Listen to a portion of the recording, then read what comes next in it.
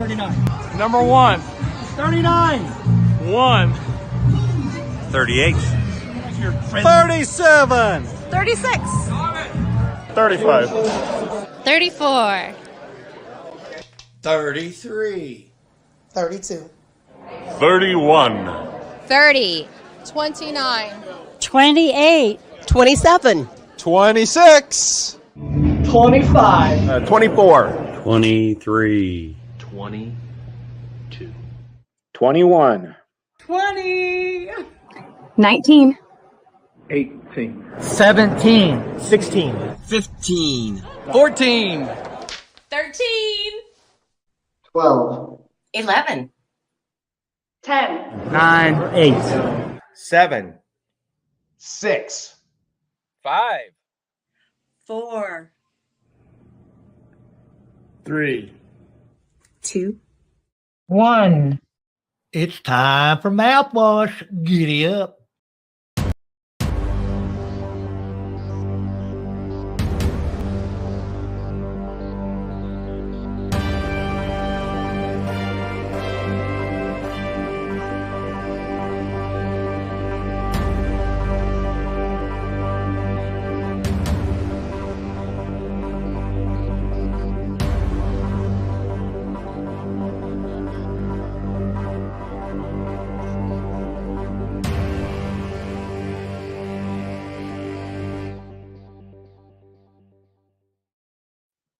Hi, and welcome to the Mouthwash Talk Show, a minty fresh take on politics. And yes, I'm going to wear my glasses because it's going to make me look smarter tonight because we're going to talk about education.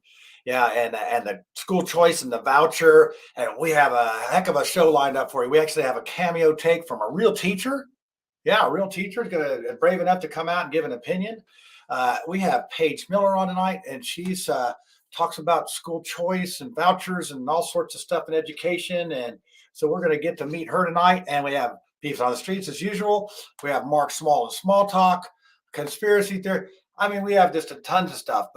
And I was trying to think, I usually come on and I don't do any rants or anything, but I'm going to have to do a rant tonight. I'm sorry. I'm just going to have to. I went to a candidate forum last night. It was there was all sorts of Democrats there and Republicans. We had our prosecutor there. He was talking about how he is so benevolent. He's sponging records, and we're not really prosecuting people for this and that. And I'm like, well, it sort of shows because I think criminals right now really think there's no repercussions or any consequences to their actions. So it's the wild, wild west out here. We had a lady that was carjacked and shot, and the car stolen last night. That was awesome. Sunday, we had a hostage situation out here where the guy holding people hostage was shot to death by the police. So yeah, it's a little bit tough right now. So I think Democrats got up there, and I think they should have handed out rose-colored glasses because they painted a picture of this just great city that everything's working just perfectly in, and keep voting for us because we're doing such a great job. So I was a little frustrated with that. I'm like, okay, it's not that good. What reality are you living in? But so that's my rant. I just was so amazed at how things can go bad, and we can't admit that we have problems with things. And that's not to speak of sometimes we have a little issue with vouchers and school choice and the public school against the private school and all these different things that happen and that we're dealing with in our education system. Are they teaching this sexual education and all this other stuff over here and some culture that maybe you don't want to talk about? There's a lot of stuff going on in education, and I think a lot of parents have woken up. And I think there's going to be some really interesting school board races come up this fall. And speaking of that, I'm going to go ahead and I'm going to bring on Paige because I saw where she ran for school board. So let's bring on Paige. Paige, how are you doing this evening? Doing well. Thanks for having me. Okay, I'm just curious about this on the school board because I didn't see if you won or you didn't win. You ran last in 2018 for school board. Is that correct? No, 2020. I was a teacher for 33 years, and I retired in May of 2020, and then I ran for school board, and I did not win. Okay, but I learned a lot. I learned a lot about politics. Yeah, it's a interesting game. It's a blood sport at even school board. So, any aspirations to try again? I mean, the climate's changed a little bit. Well, I now run Moms for Liberty Hamilton County.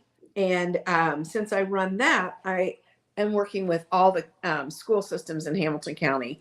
And since I do that, I cannot run for school board. I have to step down. So I've found that it's, I can probably be more benefit to the county by working with all of the districts.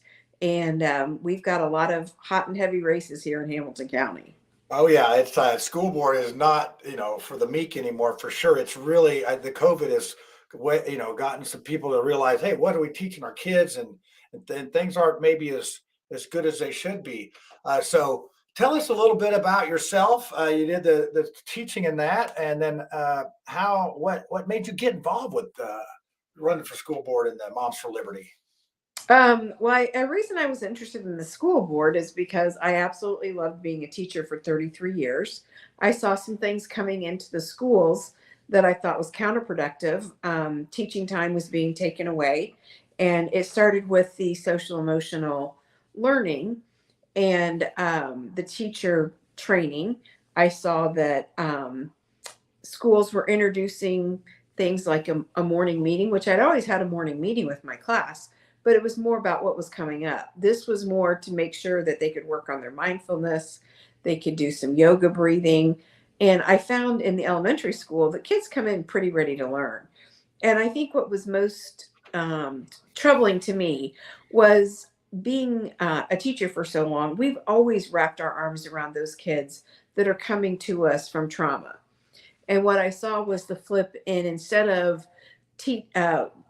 just working with those students, which we've always done well, now we were treating every child as if they came from trauma. And I just didn't believe that. Plus, it was taking classroom time, and it's evident in the test scores. And, we kind of watched our neighbors at Hamilton Southeastern. They have a lot of elementary schools, and now they don't have one that's in the top 100 schools in the state. Well, easy there. Our very first, one of our first hosts on the Democrat side was a teacher from Hamilton Southeastern, and she made it 9 shows. So maybe she should have had some social emotional learning. I don't want to make fun of her, but she was just so anxious about coming on and talking about those things. It just finally wore her out, and I can be a little trying at times. So I can understand her reluctance to continue, but our panel has been with us now for, oh my gosh, this is our 88th show. And I think we've had the same panel for at least 50 of those shows. And it gets quite interesting. And so we're going to talk about school choice and voucher and those. So I'm going to go ahead. Let's see. We have so many things tonight to play. I'm going to let you pick. We have Cameo Take by a Teacher. We have Peeps on the Streets. And I'm not going to let you pick Mark Smalls because his doesn't really his doesn't go to that. So you get to pick between 2 things. Which one do you hear first? A Cameo Teacher or Peeps on the Streets? Cameo Teacher. Cameo Teacher. Okay, so it is. So this is you're a very first person to be able to pick how the show goes. So here we go. This is a Cameo Take, and then we'll have the panel on the other side, and you'll be on the hot seat, I hope. My name is David Joyner. I am a 4th grade teacher at Suburban Christian School in Marion County, Indianapolis, Indiana. So school vouchers is more about parent choice. We talk about school choice, but it's really about parent choice. And why do parents have a choice? 1, because God gave those parents to children. 2, because it comes from the taxpayer monies. The parents are the ones paying the taxes. They're the ones that are, so they need to follow the tax, follow the money, follow the children. What is education all about? It's about the children. So the money should follow those that are being educated. That is the children. So who makes the choice? The parent makes the choice. As a matter of fact, I've been asked about the public education system. Most parents still send their kids to public school. 90% of Indiana families still choose public school. The public schools aren't necessarily dying, but parents want a choice. Parents want a choice. They want to be able to choose non-public schools, private schools, or homeschool as a choice. So what is the function of the voucher? The function of the voucher is to be an affordable option for parents to give for private education. if that is what they want to do. What vouchers do not do, they do not separate class differences. A lot of people say, hey, this is going to separate class differences. This is going to further separate the class differences. That is not true. Many of the children, and at my Christian school especially, are children who are still not are middle class or lower class families that just want to be able to afford a private education for their children. It's not the wealthier children who are just getting a wealthier private education. That is just not true. Now, one thing that some might say, well, this goes against separation of church and state. Public money should not go to religious schools. However, Carson versus Macon, with Maine, they had in the Maine private schools, it said made it very clear. The Supreme Court made it very clear that that taxpayer money can be used for religious-based private education.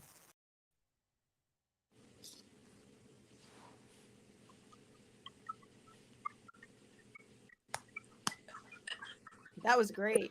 Yeah, you can't hear. There we go. Okay, yeah. By the way, I'm the producer too sometimes. So, all right. Well, I'm going to get Paige out here where she belongs, in the hot seat. There we go. That's good. Okay, and then we'll say hi to the panel. Ed, it's good to see you here. Are you tuning in live and clear there? Ed's back. Ed's here. This is for Ed from Dorn. First of all, we got to do a little bit of housekeeping here, Paige. This is how Dorn says "I love you" to his wife, and this is what he thinks of the rest of us. Wait, no. There you go. Replace everyone but Ed. Ed, can you hear us? He's still looking. I don't know if he's got a. Look at Ed. He's frozen. He's frozen. Okay, well, we'll go on to Lucy. Lucy, how are you this evening? I'm doing great. You needed to screenshot that with Ed being frozen because that was gold right there. He had that totally dubious, skeptical look. I'm doing great. Thank you for asking. I hope that we have an amazing conversation tonight. As somebody that actually believes in dismantling the public school system entirely, it's going to be a lot of fun. Here we go. Yeah, we're going to take something apart. Tiffany, what do you think about that? Did you go to public school? I did. Yeah, I did. I went to public school. Up through undergrad. Did my MBA at a faith-based private school. But I did send my daughter to, she went to private school, then she went to a public charter, and then she went to a private Catholic school. And then I'm telling you what, I would have taken a voucher in a second. Cathedral was expensive, but worth it. So, but I'm all for school choice. And we'll talk more about it. And John, I'm wearing my glasses because you're wearing your glasses because I want to be smart like you because you're the boss. Well, you're smart and cool, so I'm just trying to be smart because I will never be cool. And I loved your rant. It was the most polite rant ever. It was just so like, oh, I'm angry. And I loved it.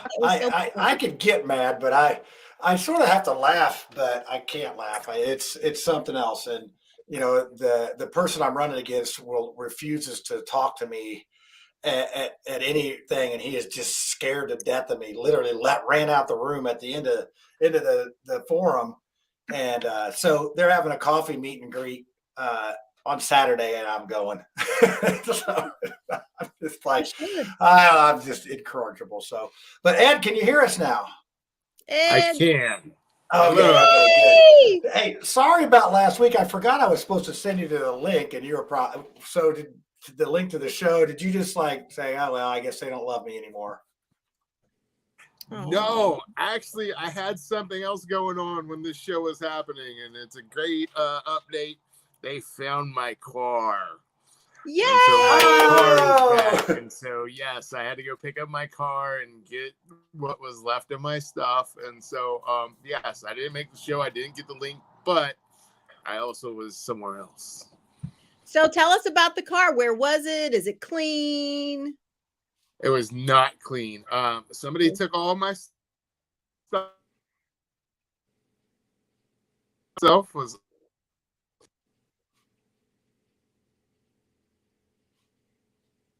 Ed's frozen. Is Okay. anybody else frozen? Yep. And we're having a little bit of stuff here. Paige, can you hear or see anything? Is that... Now I can. Yeah. I Okay. didn't see the video at all. It's probably the Democrats trying to get even with me.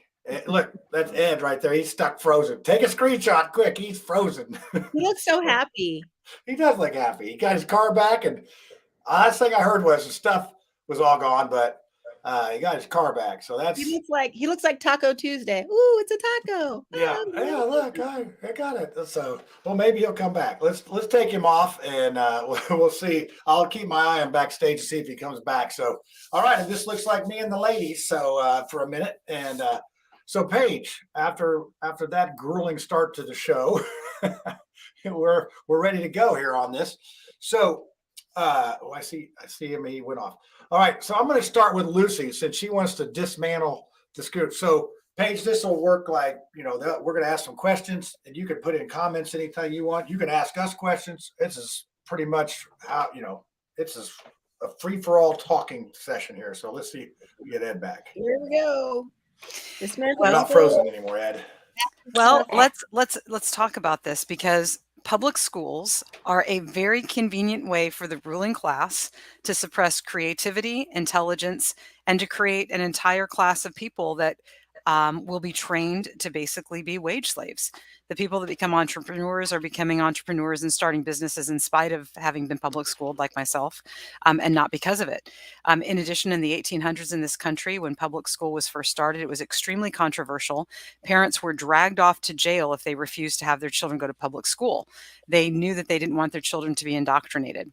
And what do? We have a oppression system where literally you are raised by the bell, right? You're not saved by the bell.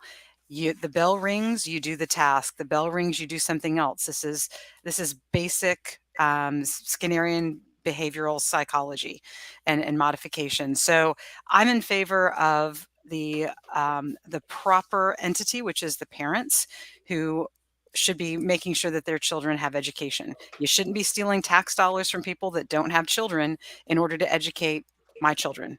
And you shouldn't be stealing tax dollars from homeschoolers who have nothing to do with it to educate somebody else's kids. This is just a giant welfare scam. Okay. Was there a question in there, Lucy? Paige, you were in the public schools for 33 years? Yep. Okay, so I'll straight up ask you, having been in the public schools for 33 years, do you think that I'm completely off my rocker for suggesting that creativity and intelligence are suppressed? Yeah, you're a substitute right now. Or do you think that, can you imagine a different outcome where you might have been, hired privately by a group of parents to make sure that their children were raised and educated the right way? How can you see that coming out either way? I will tell you, in 33 years, it changed a lot. And the last probably 7-8 years that I taught, I would agree with you. I will tell you right now, public school is dismantling itself. We are watching, that happen. In fact, I can tell you Carmel Clay Schools is operating on a $2 million deficit last year. And people are leaving the public schools. And so to me, we need to look at and take a long look. Why are these people leaving? It's like a lot of times when you have a job and you quit or you go on, you have an exit interview.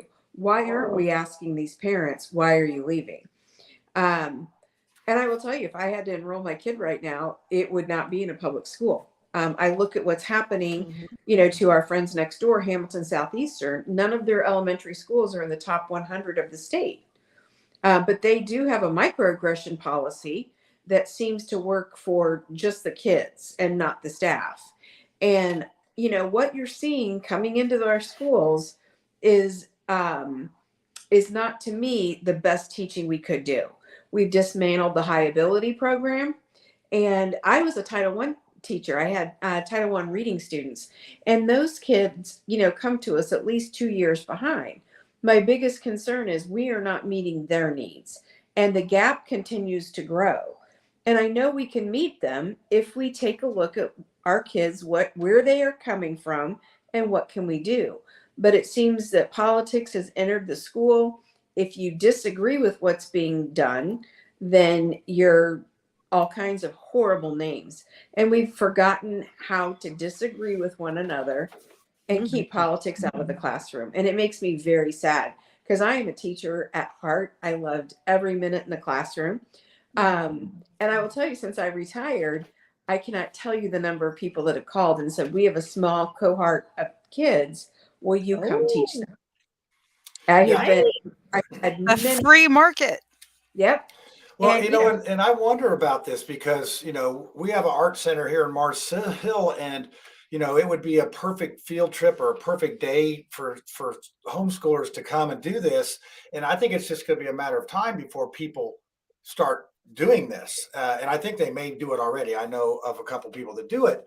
But the thing is, why don't we address the elephant in the room, so to speak? It's like, I've been substitute teaching. I wanted to find out what this is. So I took the little Kelly classes and I did all this substitute teaching, and second graders are probably a little bit much for me, but I'm pretty good with seventh graders.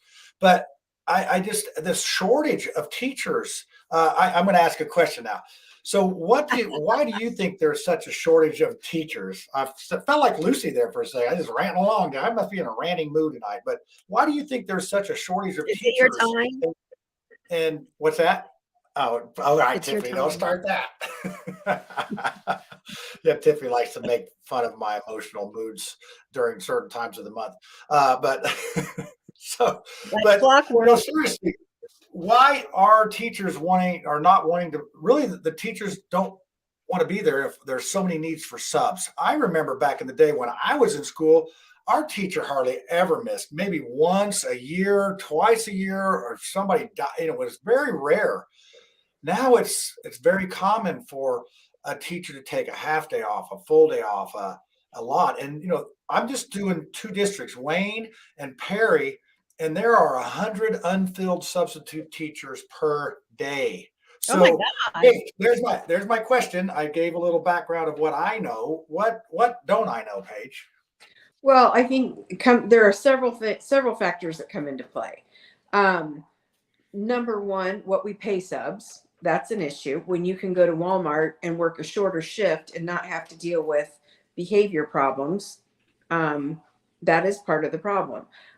My son graduated from college in 2020 and from his graduate school in 2022. And he and his buddies that he's had, these friends since second grade, they were all over at our house. And they were all talking about starting jobs and what they were doing and, how much everybody was making. And I just said to him, well, you know what? I was a teacher for 33 years. I have a master's plus 40 hours above that. I said, what do you think I was making my last year of teaching? Their guess was $260,000. Well, that's inflation and all. Yeah.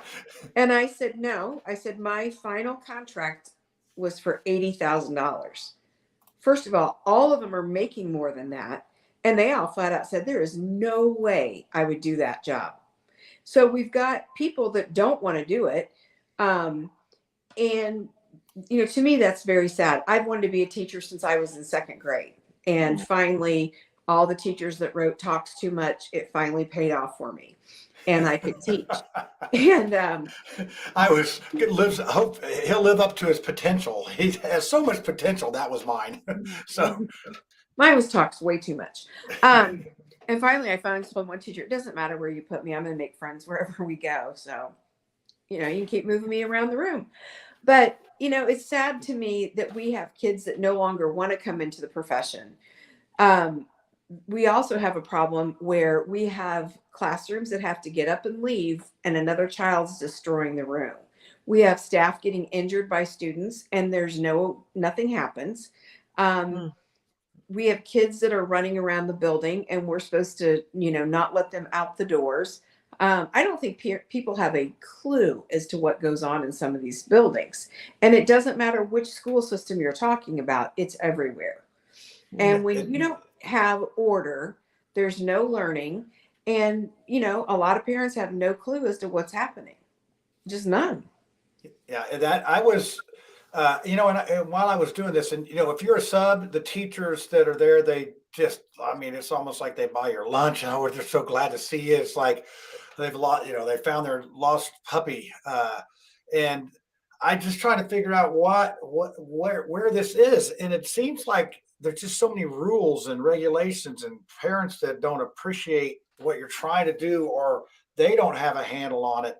And Tiffany, do you have a question here? I mean, I could ask a bunch of questions tonight from what I've seen. So, and I'll get my chance, I'm sure, but I want to hear from you what you think about this. So I love that you're talking about all the problems in the school system, because, you know, here in Hamilton County, I live in Fishers, you know, we often talk about, you know, critical race theory, social emotional learning, but we're not even really talking about all those other issues. And, you know, with social media and influencers, you know, people can easily make a lot more money doing something else. So you really do have to respect people who choose to be in the teaching profession. I often tell people, when I was a young kid, we lived in Germany and then we moved to Texas, and my eyes changed. I had an astigmatism in my eyes, and my parents didn't catch it, and my third grade teacher did. So I really could not read very well. I couldn't do math because I couldn't see the worksheet in front of me, and I didn't know that I couldn't see it. And so my third grade teacher, you know, told me, you know, your parents need to get your eyes tested. And I did, and I got glasses. And then after that, they put me in the gifted program, and it was just a whole other trajectory for me. But my third grade teacher, Mrs. Sargent, she was an orphan growing up. So she was 52 in like 1982. So she was like ancient to us little kids, but she totally and completely changed my life by being patient and being attentive and not caring about how I felt, because I was pretty humiliated, because, you know, like they'd be like, read the board, and it's like, read what? I can't see it. And so instead of her, you know, like cuddling me and telling me it was going to be okay, she was like, hey, you need to get your eyes tested, you know. And then we did what we needed to do, and we moved on. So I know what my public school teachers did for me. So I completely respect that. But earlier you mentioned some hot races here in Hamilton County for school board. So one question is, number one, by putting new people on school boards, what kind of impact can they have? And which races are the hottest? What should we be watching? Well, Hamilton Southeastern for sure. They have 4 seats up, and there are 4 conservative candidates running. And if they take all 4, then they will take the majority of the board. And yes. honestly, that's what I'm praying for. You have a new superintendent. Do you know their names? Do you know their names? Yep, I do. Got them right here.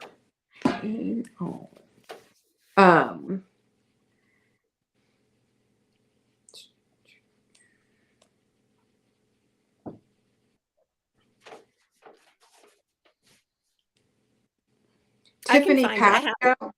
Yeah, Tiffany Pasco. And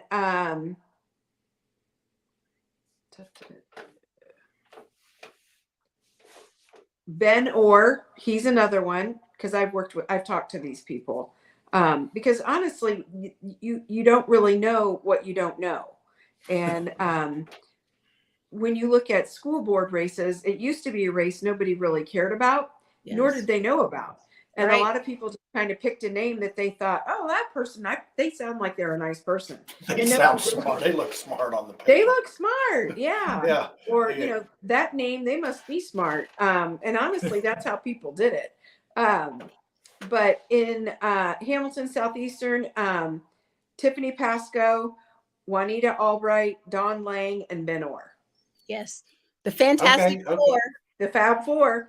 And okay, so yeah. What impact do you think? What can a school board member do? You mentioned majority, so apparently that has some weight. Okay, the school board's job, their number one job, is the superintendent. And in some of these districts, we have a superintendent that thinks they run the school board, and I think we're one of those in Carmel. But that is what they are, the trustees of the schools. They work for constituents. I mean, that's who elects them. We tried to meet with school board members. They refused to meet with us. I'm like, they said, go meet with the superintendent. I'm like, no, you are who we want to meet with. They absolutely refused.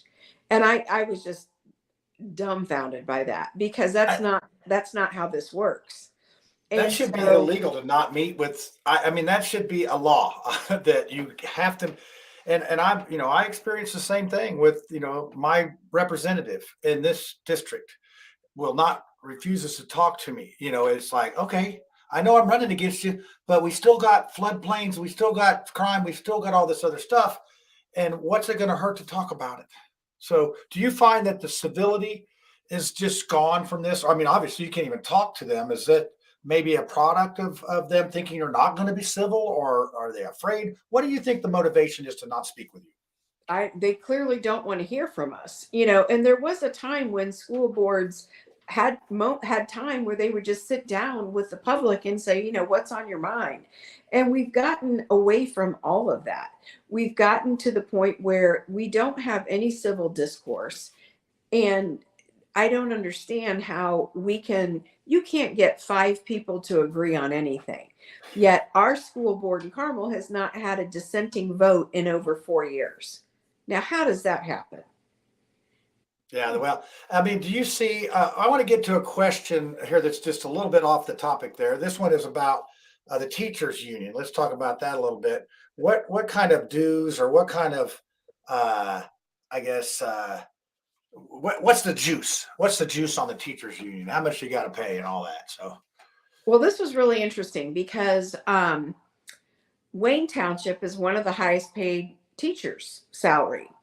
And that's why I picked it. Yes. That's where I live. Well, what's really interesting about Wayne Township is they are a local union only. They don't belong to ISTA and they don't belong to NEA. Well, and obviously in Indiana, it's a right to affiliate state, so you don't have to join. I have not belonged to the union. I don't agree with them supporting political figures that I wouldn't vote for and giving money to things that I would not give my own money to. So there were a group of teachers from elementary, middle school, and high school, and we met with the Wayne teachers for lunch. And we said, hey, how'd you do it? And you know what? Carmel separated from ISTA and NEA. And now Carmel is a local. Now, it was a big fight because obviously ISTA and NEA knew if Carmel could do it, anybody could do it. And I don't understand. They now pay $99 versus we were paying almost $1,000. And I believe our local was getting less than $75. So all of our money was going to ISTA and NEA, and very small amount. Now the teachers in Carmel pay $99. They've got probably 80% of the teachers belong to the local only. And they've had 5% raises 2 years in a row, as they should. Yeah. So really good. Well, hold on. I just wanted before Lucy, who was going to ask that? Tiffany, hold on just one second. I want to put this up there now. I said that's good. That's amazing. Okay, yeah. So, Paige, if Dorn likes you, you've done well. You must have, saved, got rid of taxes or something. So he likes that. So he likes in this part. So Dorn is our show critic. If you couldn't figure that out. Yeah, I'm married to Dorn. I birthed 10 children for this man. We have 7 daughters and 3 sons, and I don't get an I like. So yeah, I know. This is what you get. I'll tell you why, though. I remember when my husband was early on in his career as an electrician, and he was invited to join the union, and his response was somewhere along the lines of, I grew up in a Democrat household. When I became a teenager, I was a Republican. And then when I knew what was going on, I became a libertarian. Thanks for offering to let me be a communist, but no thanks. And he always worked in merit shops. Yeah, and so your Moms for Liberty, how many followers you have? I think I follow you just as I was trying to find out information. So I was like spying on you. We probably have about 600 to 800. Okay. Well, maybe we can get some more on there. So where do we find that? That's a Facebook group? It's a Facebook group, and you can also go to momsforliberty.org, and that's our national site. And then you can go to Indiana, and you can see all the Indiana chapters. I feel fortunate. We have Moms for Liberty and Lucy for Liberty all on the same show. Where could you find that? I want to get to some of our stuff because we still have a couple things to do here, and I always forget to do this. But we're going to do the Peeps on the Streets. Let's see and we haven't even really talked about vouchers yet, so this would be a good segue to talk about the choice and the vouchers and whatnot. So let's see what the Peeps on the Streets have to say. This is John Schmitz for the Mouthwash Talk Show, a minty fresh take on politics. And I'm out here at Garfield Park doing the Peeps on the streets. And we're going to ask some questions about education. Are you familiar with school choice? No. How about the school voucher, where the parent gets a voucher for their kid to go to any school they want to? Are you familiar with that? No, I'm not. Really? Would you be in favor of that? I think that would be... I don't think that would be a bad thing. Okay, I mean, we actually have that now. So, say a student gets a voucher and they can go to anywhere they want. That's any school. Like, are you talking about high school, college? High school, any kind of K through 12. Like primary education. Yeah. Would you say that? Would you think that might hurt public school if, say, a lot of kids would go to private school, or? Yeah, I think it would probably hurt public schooling. Okay, and if you were to rate the education system in Indiana from 1 to 10, what grade would you give it? Maybe like a 7. I went to a really good school. Okay, what school did you go to? Small town. I went to Shelbyville High School. Are you familiar with the school choice program? No. How about vouchers? How about vouchers that parents get for their kids to go to school? Yes, I'm aware of that. Are you in favor of that? Yes, I am. All right. Do you think that this voucher system may be hurting the public school system? I doubt it, because everybody needs some help out here. All right. On a scale of 1 to 10, what would you rate our education system here in Indiana? Wow. Honestly? Oh, yeah. I mean, hey, this is a real show here. Okay. In townships, A, IPS, 5, 6. Are you familiar with the school choice plan in Indiana? I am, broadly. I'm familiar more nationwide, but yeah, I understand what it means. How about the voucher? Yeah, I'm familiar with it. Are you in favor of the voucher system? Well, you know what, it has its ups and downs, right? So my youngest is 21, so my 4 children have already gone through school, and we didn't leverage that. But what I do like is it gives parents, families, the opportunity to choose the best situation for their child, even if they're not economically able to do that. And I like the idea of economics not being the determining factor of how your child is educated. All right. If you were to grade the Indiana education system, A, B, C, D, or F, how would you grade it? Man, I don't want to go on record with that. I would just say that we could do so much better. All right. Yeah, I know that was a tough one. We could do so much better. So do you think that the voucher system is actually hurting public schools? Well, what I think it's doing is it's not, I don't want to say hurting, but it is locking dollars in that could potentially be going to IPS, for example. I'm an IPS grad, but my children went to Cathedral. So it's like I'm on both sides of that. So I like the idea of it, but the implementation is a little clumsy because it locks dollars down that could be going to the largest school system in the state. And so that to me is a little problematic. Are you familiar with school choice? School choice, absolutely. How about the voucher system? Somewhat.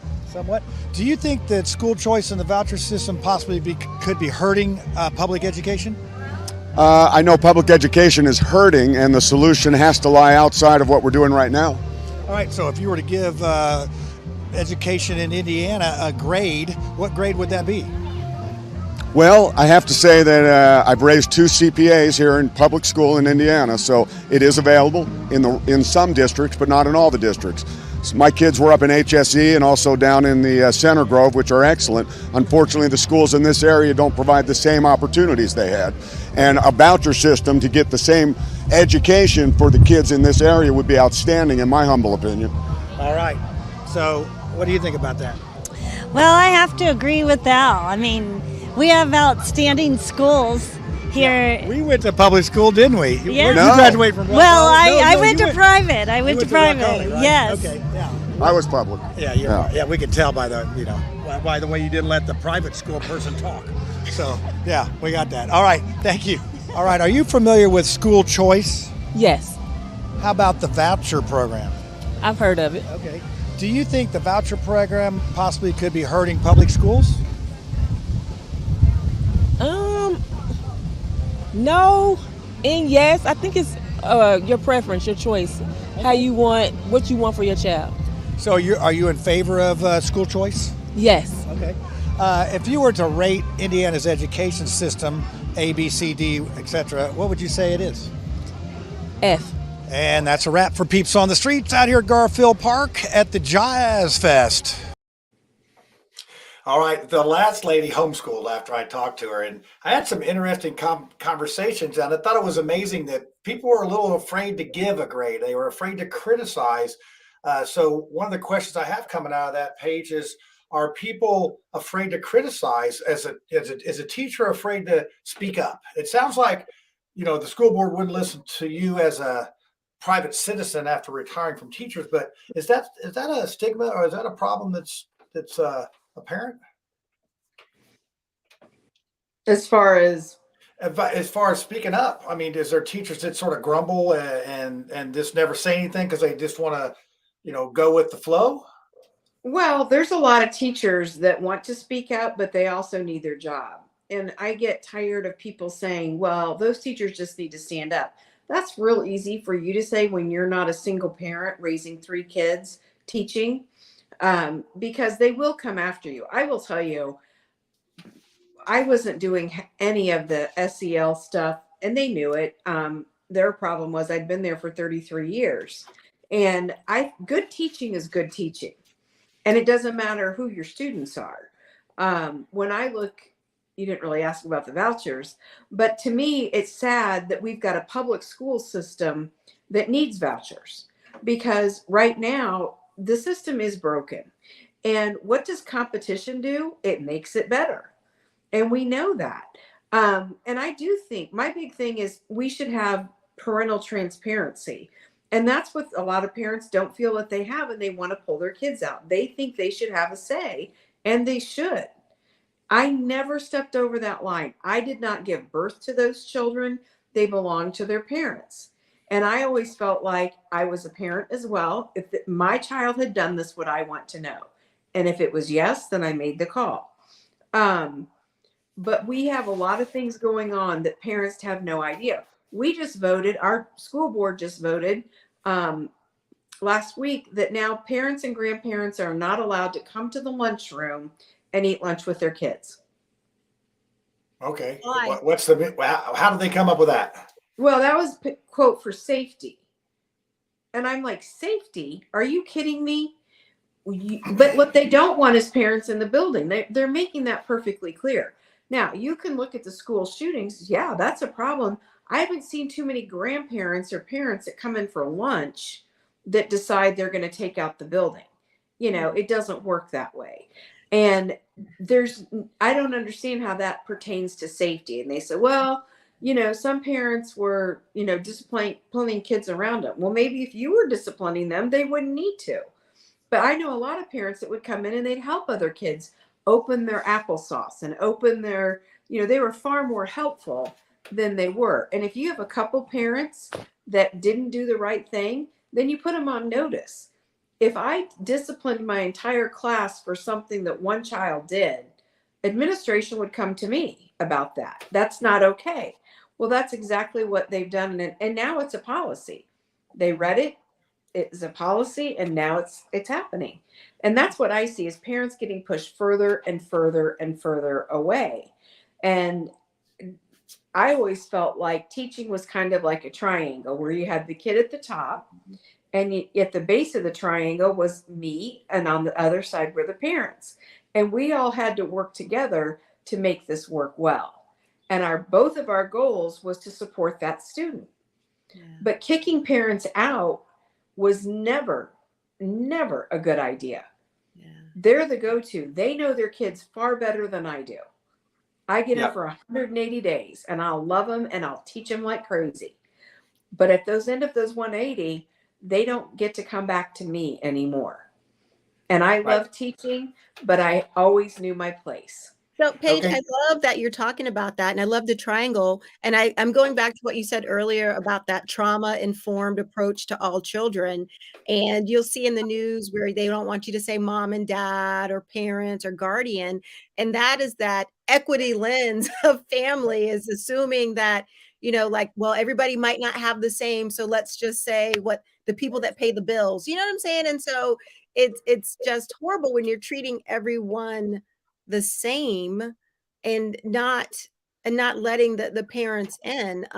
My daughter went to Cathedral, and at one point, I don't know if it was her freshman or sophomore year, somebody said to her, they were like, "Hey, what does your mom teach?" And she's like, "My mom's not a teacher here." They were like, "Well, she's here all the time."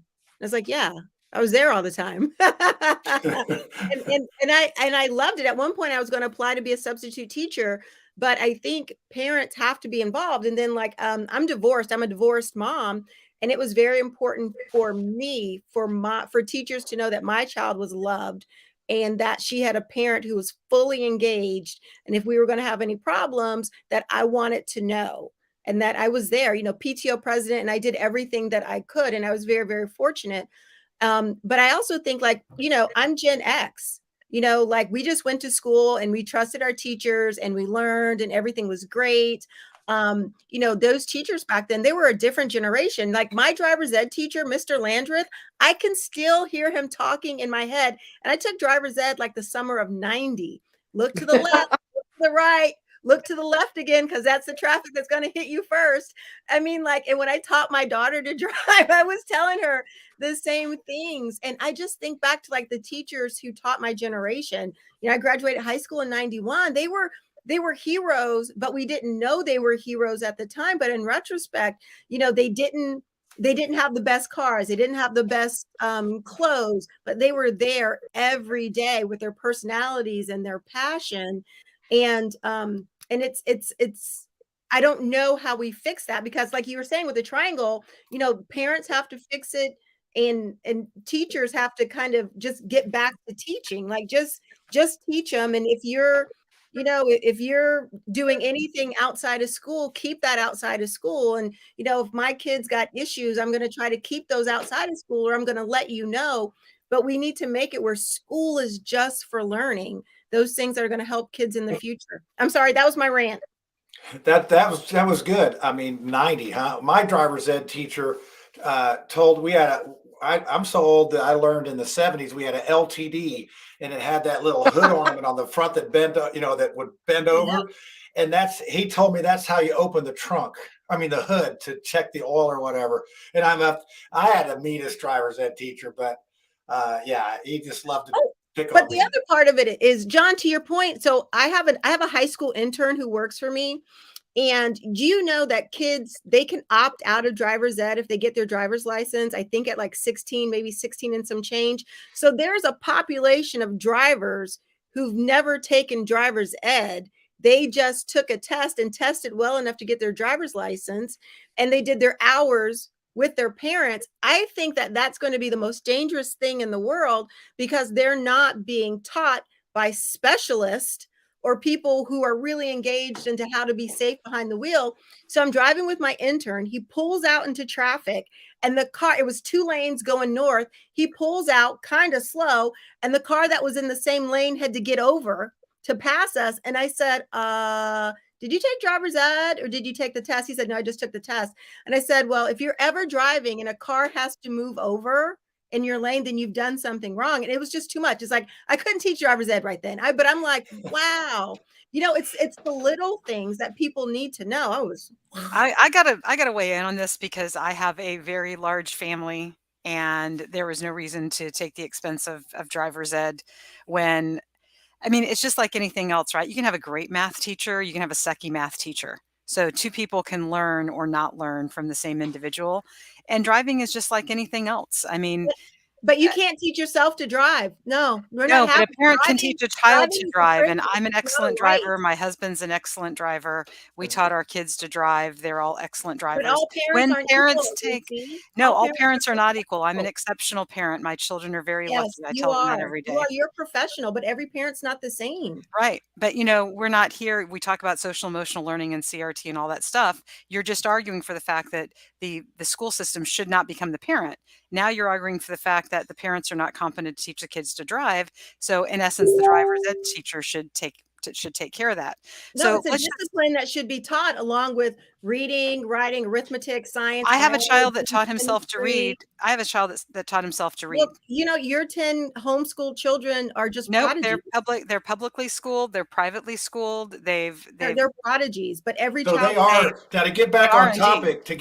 topic, here. So Which they is- are, Lucy. You have That's school why I choice. left HSE. That's why I left HSE, because I was Yep, shocked school after choice. living there for for almost 2 decades I at agree with how you. The badly it schools are went too down. big.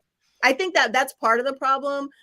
So like, yeah, my driveway is a bus stop for like Hamilton Southeastern. I think the schools are too big. That's just Tiffany. Yeah, we moved Okay. to a rural area and there are less than 1,000 kids K through 12. And our son, who's 16, has the opportunity, if he wants, to even get a CDL when he's a senior. Yeah. So, I mean, really what it all boils down to is we should have choices for individuals. We should have plans by the many, not plans by the few. And that's a great rap song, by the way, at econstories.tv. And it'll explain to you the difference between Keynesian economics and the Austrian School of Economics, which of course they don't teach in school. My second major was economics. And I remember going in as an adult to my into my econ class, and I'm a non-traditional student. It took me 23 years because I had 10 kids and I just kept going and going and going until I finally graduated. But here I am in econ. I'm, pregnant, 41 years old with baby number 10. This young man comes in. He's like, well, I've transferred to IUPUI from IU. So it's like somehow superior that he transferred from one campus to the other. And he's like, I'm an economics major. And so I said, oh, really? Keynesian or Austrian? And he said, what's Austrian? That's why we can't have nice things, because the school system is designed for you not to know all of your options. And that's just one of them. Yeah. So Lucy, you let your kids choose what they want, right? We've done it all. We've homeschooled, unschooled, privately schooled. We've had them in 4 different universities in 2 different states. 2 of my children, now all of my children basically have been invited to the school, but only 2 have gone to it. There's a special school in Muncie that's at Ball State University called the Indiana Academy for Math, Science, Humanities, where they take the smartest kids, about 170 incoming juniors. There's some really great things about that school. There's some really, things that aren't so great about that school. But the fact of the matter is that was just a choice that we had to make. And so we believe a lot in child-led learning. I'd let my kids do things when they were ready for them. I believe in following your passions. And when our kids get bad grades, I'm like, it's a grade, right? Are you a kind, compassionate human being? Are you going to be a contributing member to society? Let's go start a business. You don't need to check mark that off, for school. Lucy, I love you. And we did school choice. Michaela did Montessori up through 8th grade. Yes, we did some Montessori too. I was in Montessori.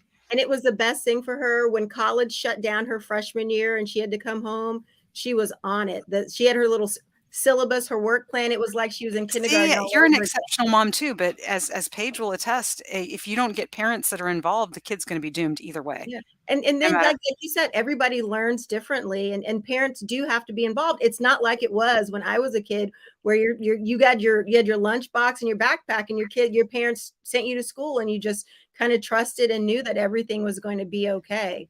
Yeah. Tiffany, did you have a Barney lunchbox? Did you have because No, I had some crazy yellow lunchbox with like the Animal Olympics on it. My mom strawberry shortcake. I'm a 70s kid. I had Batman and Hot Wheels. So I want to ask this question, and then because we're running out of time, and I want to do this one for you, Paige. Did you have any like parents? Can you tell some crazy parent stories, or how did you deal with parents that just their kid was the greatest ever, and they never do anything wrong, and it's totally your fault?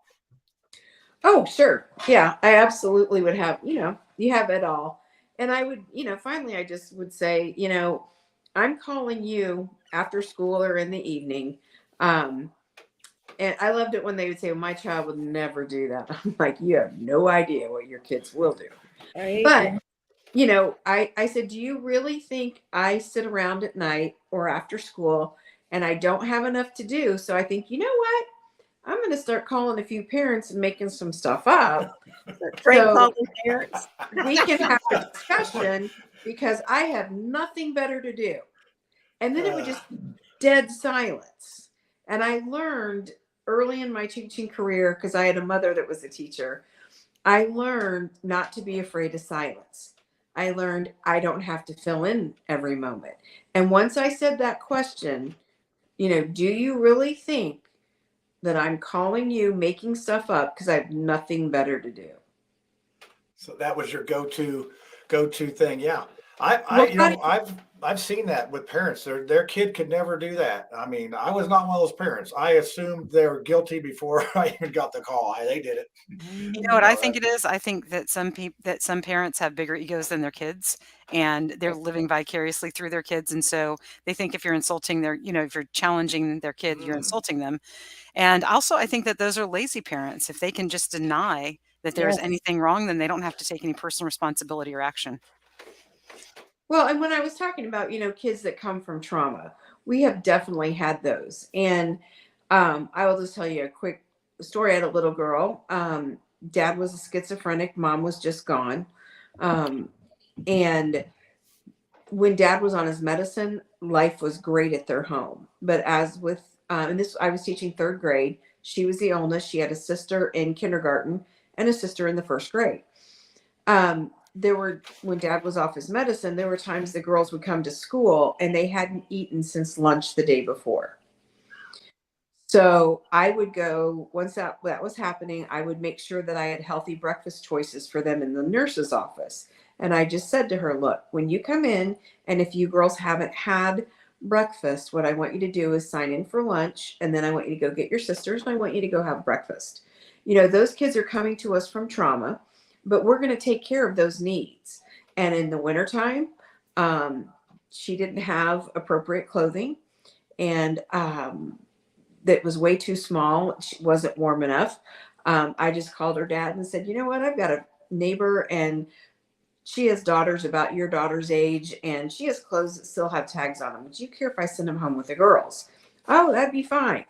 And so I'd go to Kohl's, and my husband and I would buy a bunch of stuff for the kids. And, those are teachers. And it's not just me that would do that. Those are the teachers that do that stuff. And, my husband's biggest gripe was, as a teacher, we could only write off $250. My husband, we need to change that. My husband's an Excel spreadsheet guy. And he kept track of every dime. And he would say, you spend between $3,000 and $4,000 a year on your classroom. And it took him I've heard that from teachers about how they spend to make their classroom a better experience, and that's one of the complaints that I hear from teachers about a little more help with that, because who's going to administer or give out that? Now, Lucy may not agree with this because but it's not taxing; it's your money.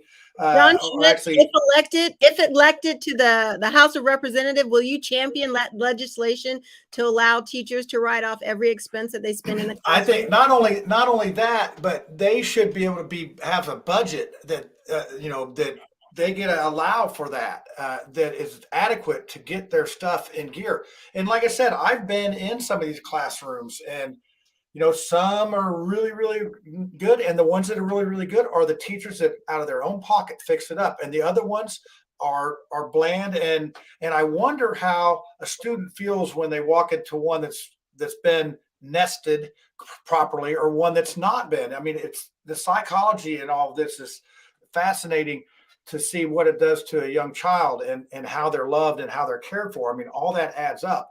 And it seems like from my experience that we're getting away from that somewhat, and that our kids are suffering for this. And I think we do see a lot of this, a lot of acting out from the shooting and things are products of years of this. So I want to do one more question about the standardized tests, like the iLearn and the iStep.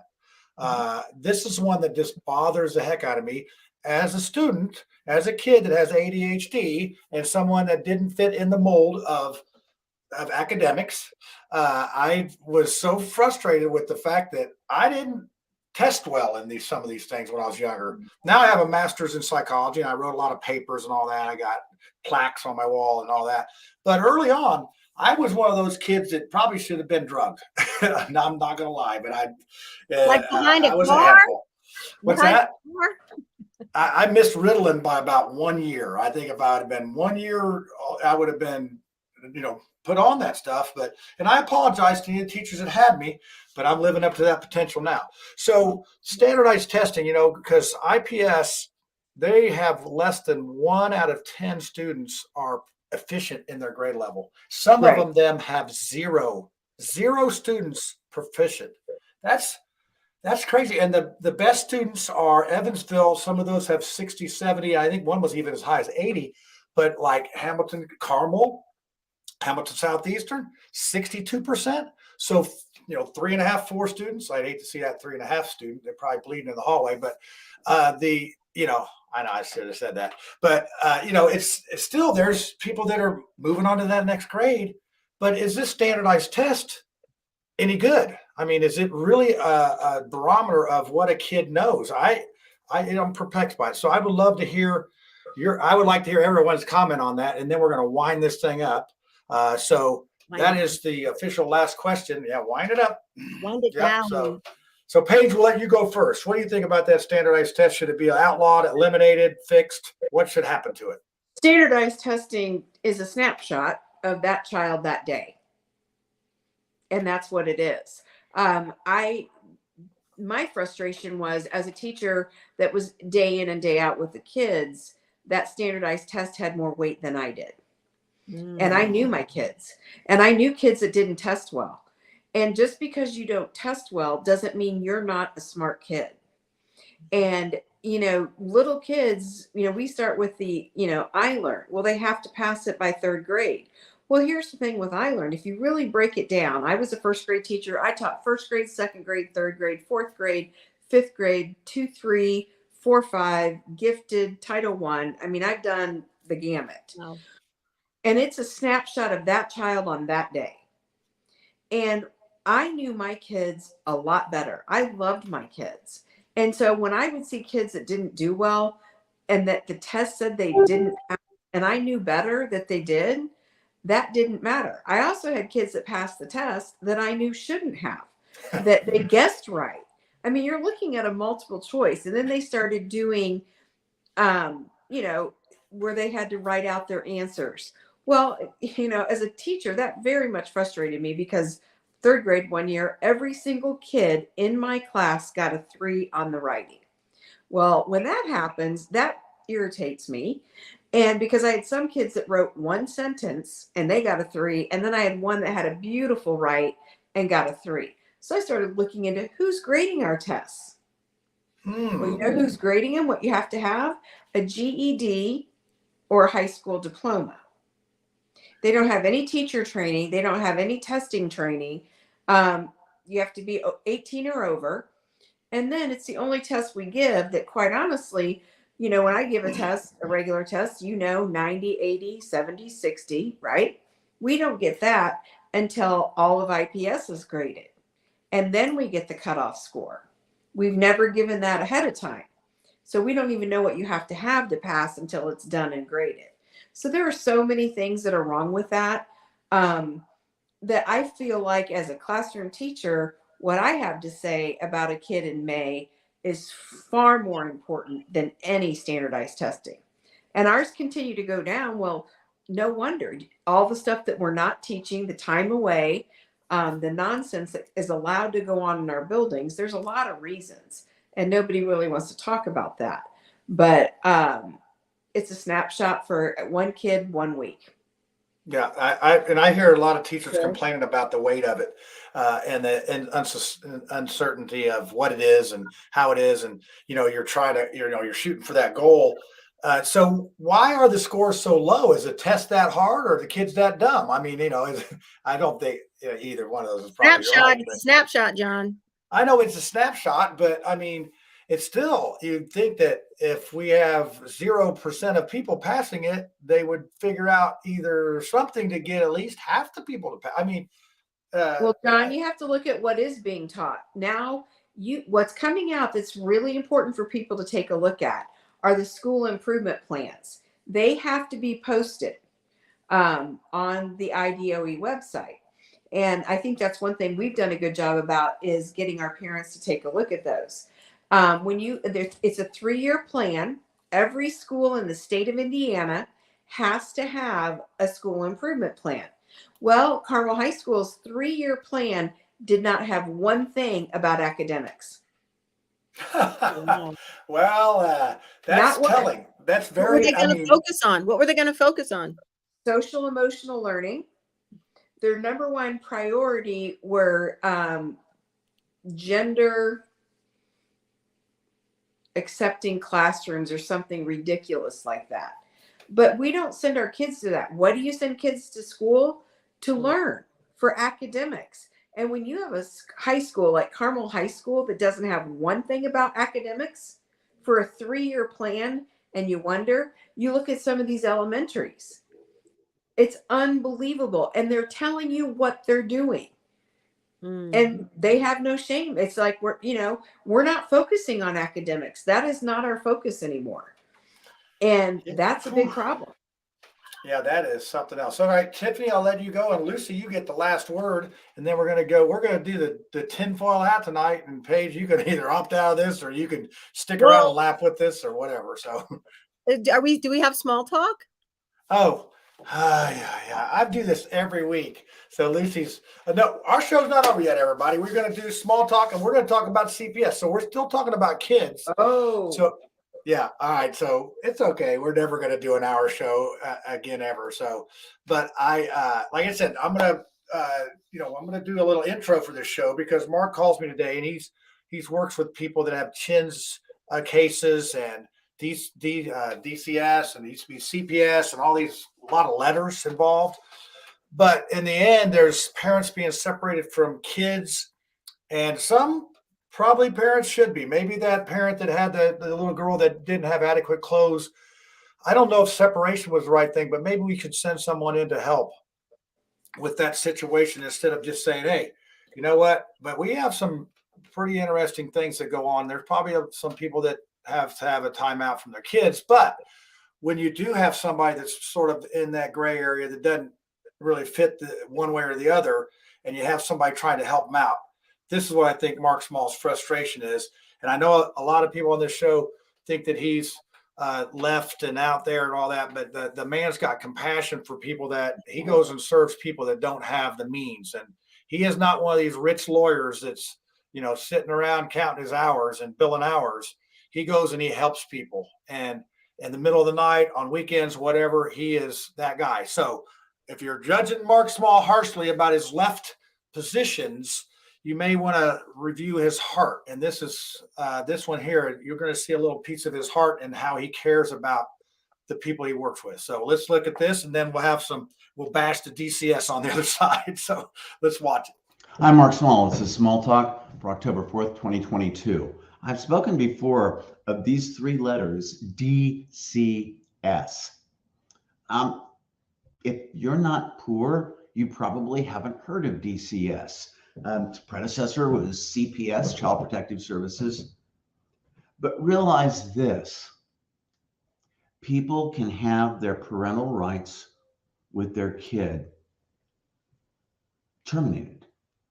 Now, one court likened it to a nuclear bomb on parental rights. Now, we know that there are people who probably shouldn't be parents, people who are parents who are lousy parents, and kids are abused, okay? Get that.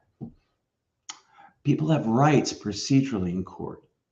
And what happened was years ago, after there were court decisions saying that there are rights to be recognized, Congress stepped in because they were concerned that CHINS petitions, Child in Need of Services petitions, that's like the first step towards termination of parental right, TPR. They thought they were taking too long, being dragged out. So they put time limits on it. You got to do it within, a CHINS has to be terminated within 6 months, or it cannot go any longer than 22 months if 15 of those months have had the kid out of the home. Does that make sense yet? Well, there are different standards of proof. You only have preponderance in a CHINS case. When you get to TPR, it's clear and convincing evidence. It's close to beyond a reasonable doubt, some courts have said. At the same time, parents often face criminal charges at the same time as their kid or kids are in a CHINS petition situation. Now, The standards of proof are different. So that if the state can get a statement from somebody, they can use it and achieve a higher level of proof. Is all this confusing? It should be. The state is the actor in both Chin's TPR cases with the kid and criminal cases. One of the things that we should do, and I'm running for Indiana House, District 86, I really think that we need to change the laws on Chin's TPRs and make sure that prosecutors can't use those actions with the kids to leverage a parent into making a confession that that parent wouldn't otherwise make for fear of losing custody of the kid. Come on, just plead guilty. It's easier, and you'll get to see your kid again. Because remember this also, once you're in the system, you're in the system. DCS will always track you. And a lot of times it's because the kid says something at school and didn't realize that it could be misinterpreted. Tell your kids, don't talk to cops at school. Small talk. Sorry, this is just really, it's a really not a pleasant area of the law, and not many people know about it. Peace, love, happiness. Yeah, so you could see the frustration, and it's another system that is messed up, and it's with our kids. So we wonder why we have a DCS system, and then we have the discussion we've had tonight about problems. And I think in a couple of weeks we're going to have a guest on that may be contrary to what we talked about tonight. I don't know. They may agree 100%, but I know there's always, two ways to look at things. But I think the results that we're seeing with our kids, I think that is the fruit that we are harvesting right now, and sometimes that's an issue. So, Paige, what do you think about that? Did you have any of your students, because you had younger kids, did they end up getting caught up in some of that stuff? Obviously, that you can talk about. I mean, I know that some of this teachers stuff is. We are mandated court reporters, and as long as I hold a license, which I will through 2040. I am still a mandated court reporter, and I am very aware of what my licensure means and what my duty and responsibilities are. That being said, I think referring a family to DCF is probably a last resort. And, you were talking about the dad, and yeah, he would go off his medication. But when he was on his medication, it was a great home. And he was the only parent those girls had. And, what I think you have to remember too is the story doesn't end at 180 days. I've kept up with them and all through the years. That's the heart of a teacher. I've been to weddings. I've been to funerals. I've been to prison to visit. These kids continue to reach out to us long after they're gone. And it was interesting because I did have a former student incarcerated. And when I went to see him, he said, I knew of all my teachers, you would be the one that would come. Yeah, that's, I think that's the reward that a teacher has. And, I know several teachers. I think my sister's been 38 years doing it. And her students, she rode her bike and fell off of it and had a concussion in the ditch. And one of her students found her and called the ambulance. So, there's definitely a bond that's there. And sort of what I'm hearing these days, teachers maybe not have that bond as much. It could be because of possibly discipline or just rules and regulations and things. Well, I think too, accurate? One of my biggest concerns right now, and we're going to talk about this Thursday night at our meeting, with the transgender push that's going on in the schools. We have a family in Indiana, and I met them last week at a dinner, and their son came out as transgender after his sophomore year. And see, what happens is this ideology starts way before the kid comes out. And why we're even having those discussions in the elementary classroom, I don't think it's appropriate. If parents are having that issue at home, that's their issue to handle. I am not trained in any way to handle that, nor do I think I am. But this child came out as trans. They were a family. They had 7 children. He was one of the middle ones. His family didn't agree with that culture, refused to call him by his new name and his new pronouns. He reported back to the school, and the school reported to Department of Child Services, and he was removed from the home. And he was placed. Is that what he wanted? Yes. And he was placed with a transgender affirming family. And his parents get to see him once a week for an hour. And his annual case review is coming up in November. But he turns 18 in December. And so then he will be a majority. And she said, we're never getting him back, because the only thing the judge said was he couldn't start the hormone therapy until he was a majority. So, basically they lost a child because they didn't agree and they weren't gender affirming. So, those are my concerns that I'm seeing, because, in those instances, it's a long reach. It's a big overreach. And, we're having another mom, she's going to be speaking, and her daughter came out as transgender and then detransgendered. And, we're talking about kids' lives, and and I don't think that that's something we play with. And I'm there to educate and to encourage and to do the best job I possibly can to meet the needs of all my kids. But there are needs that I don't know anything about. That's fair. And I have no place pretending that I do. I have a quick question, Paige. So I love when you're talking about like gender affirming and the role of the educator. So I'm on the Hamilton East Public Library Board, and there are different kinds of books that are now being written for kids, just very like trans affirming and introducing concepts. In the young reader books, like K through 6 and that genre. So what are your thoughts on exposing children to that type of material at a young age? I am totally against it. First of all, the only reason that's allowed is because we have a comprehensive sex education program in the state of Indiana. And what bothers me the most about those books, and trust me, we did a reading in Carmel, and that's how I ended up on Fox and Friends and all of that. Because I do remember that. I really thought once they knew how bad these books were, that they just didn't know that nobody would want those. These were books that if I took a book and walked across the street and handed it to a child, I could be arrested for the distribution of pornography. That's how bad these books were. And so I really thought it was not going to be a big deal. I was like, this stuff happens.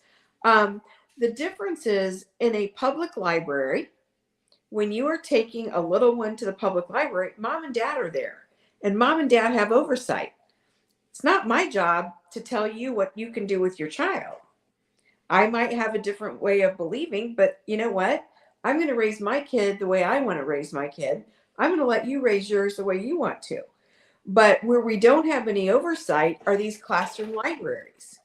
And we do have activist teachers that have inappropriate books that I would not want my child or a grandchild, if I ever get one, I don't want that in their hands. And I believe parents have a duty to be the ones that are allowing or not allowing. And I don't think it's a teacher's role in kindergarten to read gender fluid fairy tales. I don't think that's okay. I don't even think that you're talking about kids who still believe in Santa Claus. They still believe in the tooth fairy. And now you're telling them that their gender's fluid. And we all know from the minute we're born, and even before, when everybody wants to have, why do they have gender reveal parties if gender's fluid? But from the minute you're born and you're a boy or a girl, that's how you interact in this world.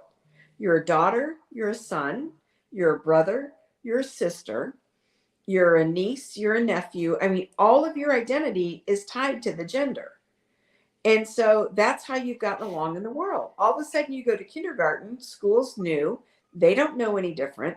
They have a teacher that starts reading these things that your gender's fluid and you might be a boy and you might be a girl, and your mom and dad, call me back, says, you know, on the day you were born, your doctor, your mom, and your dad all made a mistake. You're not a boy and you're not a girl. Who is a teacher to read that to kids? I would be livid. But kids don't know enough to come home and say, hey, mom, this is the craziest thing I learned today. I'm not a boy and I'm not a girl. Yeah. Thank you. That is interesting. And I know that, man, I still believe in Santa Claus. So I mean, I'm like, you know, it's just a confusing age for kids in general. I mean, you know, you have whatever happened to the good old days where there was bullying, you know, that just doesn't seem like we have those kind of problems anymore. It's a lot of different things.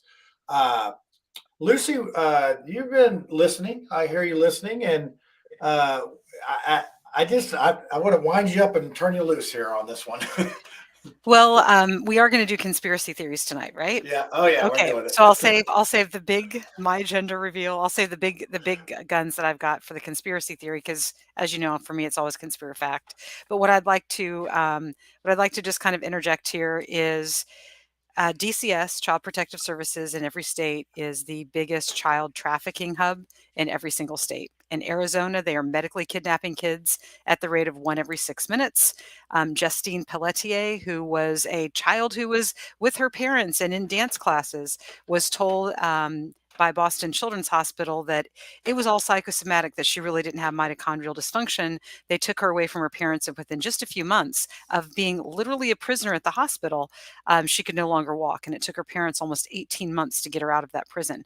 So when you look at these kinds of things, what you have to ask yourself, just like with anything else, follow the money. Where is the money? Right. In Georgia, when they separate a child, they do the TPR, termination of parental rights.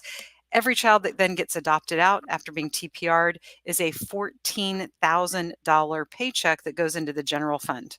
So we as parents and we as community members need to do a better job of protecting our children from those who say, I'm from the government and I'm here to help.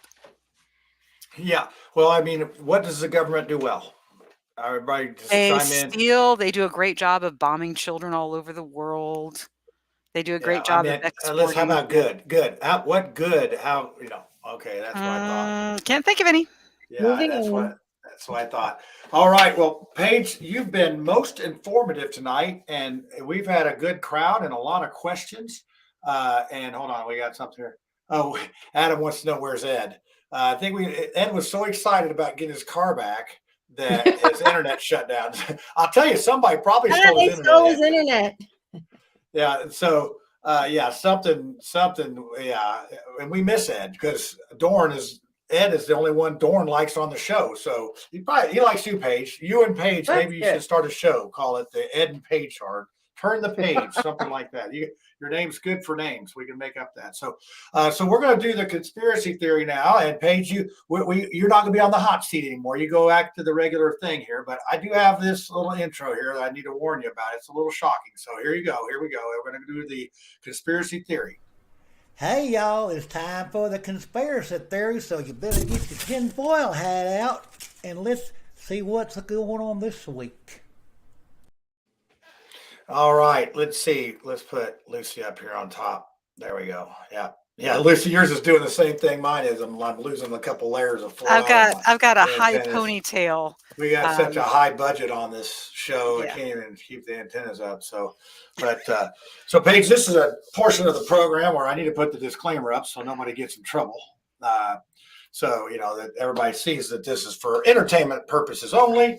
And this stuff may or may not be true unless you're Lucy. And but Lucy, I'm going to save you for last. Tiffany, you're going to go first. And somebody did mention earlier that you probably had a lunchbox with Bigfoot on it. Is that true or false? No, I did not have a lunchbox with Bigfoot, but just to let folks know that caught something in the trap, and I'm just going to see how it works out. His foot got stuck and he's hobbled right now, and I'm gonna see if I can tame him. So we're gonna call you what was that, Bates, the one that had what was that movie where she Misery. Misery, yeah. Yeah. So we're gonna call yours not misery, but so you bake them some chocolate chip cookies, get that heel foot up. So Paige, our show Tiffany has not real big on the conspiracy theories, and I'm not sure if anybody really is, but Lucy is. She's really good at it. But Tiffany usually has a Bigfoot dating story that she will put up, and that's her latest. That's our latest Snapchat or whatever that is going on there. So, So, so, let's see. as a single woman, I figured it would be easier for me to find Bigfoot than to actually find someone to date. And I've proven right that it'd be easier to find this guy walking around in Hamilton County than it would be to find somebody worth dating. Yeah, there we go. Tiffany, catch and release Tiffany. That's it. Hey, you got a couple of fans. We could probably auction you off for a date on some of our fans over here. They're quite. Where's Robert tonight? Where's Spiro? Yeah, Where's everybody? What's going on? Spiro's vacationing down at the hurricane or whatever. He was actually had vacation planned for Hilton Head, but thank goodness the hurricane missed him. So he's out. He's out doing things. So yeah, Spiro's usually in there saying some stuff. But so my conspiracy. Let's say I don't have one yet. Lucy, go ahead. I'll make up something between now and Okay, so John, it's always my distinct pleasure and goal to see what we can get you banned from. Lucy, get the kids. Bill Gates and the security cops are here. Go to the cellar. That was Dorn, by the way. Yeah, I'm about to talk about Bill Gates. So, what I'm going to put forward, I believe, is conspiracy fact. I just posted peer-reviewed evidence. There you go. And here's what we're going to talk about. We're going to talk about DNA and how when somebody gets a transplant, the donor organ can actually overwrite that person's DNA. This is actually pretty well known. And here's where I think some of the transgenderism is coming from. In the 80s, we had legislation which took away product liability from vaccine manufacturers and made it so that even if they kill your kid, permanently disabled your kid, you effectively can't sue the manufacturers. Well, having a product with zero liability, high profit margins, mandatory purchase by the government creates a perfect storm for fraud, where people, they want to sell more products, especially those with low liability. So we went from 10 doses of a half a dozen different things to over 72 with kids now. Particularly, Merck makes the MMR vaccine. It has MRC5 cells. Those are the cells. So the vaccine ingredients were grown on the cells of a male child. Then you have the Varivax vaccine, which is your chickenpox vaccine, has WI-38 cells. Those were the cells, and both of these, by the way, were aborted babies, which is just another heinous thing. But the WI-38 cell line is that from a female. You have children being injected with the complete genome of a male and a female at a time before their puberty has hit, at a time when their brains are developing. So this may get us banned from, whatever places we haven't been banned from yet. But if you have the complete genome of a male and a female being injected into a child, what happens? How does that rewire their brain? Yeah, and then you put the cultural storm in it, and these kids are doomed. I do blame Bill Gates. It's his fault. Well, it does make you wonder is it nature over nurture? I mean, is it, as we talked about earlier, we're putting this nurture as the education portion of the program, and you're talking about the nature of things. Well, there's very, we have children with gender dysphoria that's absolutely real. I have friends whose children are transitioning, male, female, male, both ways. They feel in their heart of hearts, and their experience with the world and how they interact with the world has been colored by a brain that doesn't feel like it fits the body that they're in. Why is that? How could that possibly be? Yeah, I don't know. And why are so many people allergic to peanut butter? I don't remember that as a kid. I'm like, because peanut oil is in vaccines. It's GRAS, generally recognized as safe. So peanut oil and really? Yes. Wow. Yes. Okay. So it's Paige, a vaccine ingredient. What do you think about all this conspiracy stuff? I can see you there, like trying to figure out, but because I mean, this, there's stuff's going on, but how do we discern what's good, bad, what's the good, the bad, and the ugly, like the Clint Eastwood? How do we decide what is real, what is not real? And, Lucy reads like 3 books a day and she's all over this stuff. And, I don't know what to think. That's why I posted the proof, because people are going to say that I'm off my rocker. But in the instance of the study that I posted, a transplant recipient, it took 4 years, but his sperm became the DNA of the donor. He was no longer shooting his own DNA. Well, wow. I probably wouldn't have thought much about this until I watched what happened with COVID. And, how that changed every day. And we terrified people that took it. It was just, I did take it the first time because I thought it was the thing to do. And I will never do that again. I'm a very intelligent woman. I felt like I didn't know enough and I should have known better.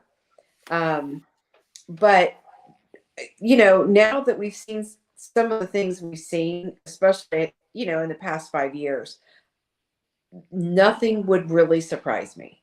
And I feel very sad about that. Whenever you change where there's no culpability and there's no accountability, that's the wild, wild west. And I look at what, the vaccinations that I was given as a child and how many more there were. And I'm like, why do you want me to give my son all of these vaccinations? To me, I'm not against vaccinating children, but it's, once again, I think parents have to be able to give informed consent. And who are you getting the information from? And, Big Pharma is not in it for any of us to get well. That's not how they make money. And, I think the COVID vaccination has woken a lot of people up. And I don't even think we've seen the sheer destruction that we're going to have from that vaccine. That's my opinion. If you want to go get vaccinated, do it as much as you want. Get 15 boosters. But it's, this is still America, and I still have autonomy over my own body. And preach it, sister. Wow, that was that was backing it up right there. There is actually a Facebook group that's like fell over dead or something like that. Died suddenly. Died suddenly. Okay, died suddenly. Yeah. They gave me that.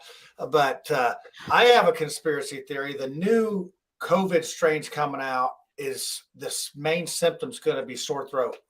That's the symptom that's going to be prevalent in that. So that's about all I can come up with. I'm sorry. John, I've got to disagree with you. I mean, it might be related to the sore throat, but I think the main symptom is actually going to be a sore tongue, and maybe even sores on the tongue from all the people that are licking the boots. Oh, wow. That's calling out some people there on that one. So yeah, you got to get in line. Everybody get in line and do what they tell us. So yeah, I do think that there's been a lot of damage done. And from day one, being, with my psychology background, I would say that the psychology of this, I still see people wearing masks and are scared and don't go out and are still letting this dominate their lives. Tiffany's laughing. Oh, Tiffany's laughing. So I see. So yeah, you guys you read the chat there and you can see what's going on there. But yeah, so Paige, you've been an excellent guest, and our shows are usually very good when we have excellent guests. Yes, and we appreciate your work. One last question: if I, say I win governor someday, and I say, Paige, I'm going to put you in charge of this outfit. What are you going to do? Would you A, do it, and 2, I know what you do, so. The 2, I already know what you do just from talking to you tonight. But do you have some aspirations of actually, I know you got a passion for it. Would you, if you had opportunity, would you be able to get in there and make some changes? Oh, absolutely. Put me in charge of the IDOE. I'll run it. Put me in, coach. All right. Yep. I love that. I'm a results and solutions kind of guy, and if you're not willing to get in the game, it's called complaining and whining. But if you're ready to get in the game, then you're going there. So, and then we have. We're going to do what's best for kids. That's going to be what we do. And you know what? We didn't get to talk about vouchers. We didn't get to talk about all that.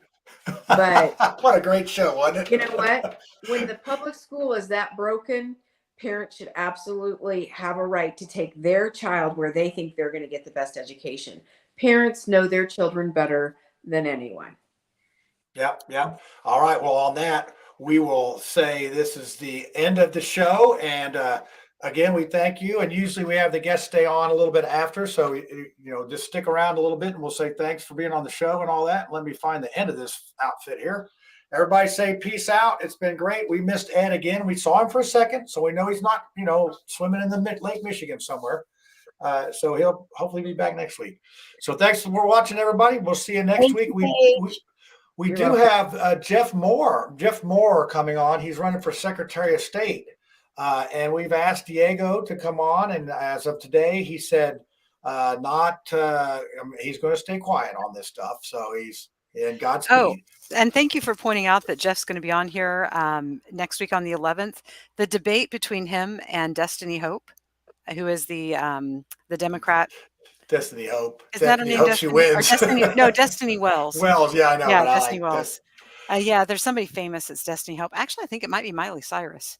That's like her real name. Anyway, I don't know. Hannah Montana. Yeah, that's it. But the debate is actually on the 10th. So if you'd like to watch that debate live, I think it's going to be on WFYI. So let's see. Our show's on the 11th. So next Monday is the debate. Well, he'll be all tuned up for us. So he seems excited to do it. And I'd like to see their service records. They all have military records. I'd like to see them side by side because I think that's important for people to know. Not necessarily. As long as they got honorable discharges, we're good. There's nothing else. There's lots more. There's lots more than dishonorable discharges. Good discussion on this one. All right. What else is going to be on their DD 214? Stop. I want more than calling it quits. Don't make me do the end of the show while we're still talking. You're gonna have to do the end of the show. We'll ask next week. Yeah, this will be good. Hey, thanks, Paige. You saw the zoo that we have. We call the Mouthwash Talk Show. So the animals have to go back to the zoo now, and you'll have a good day. And thanks for coming on. So see you on the other side, everybody. Cheers.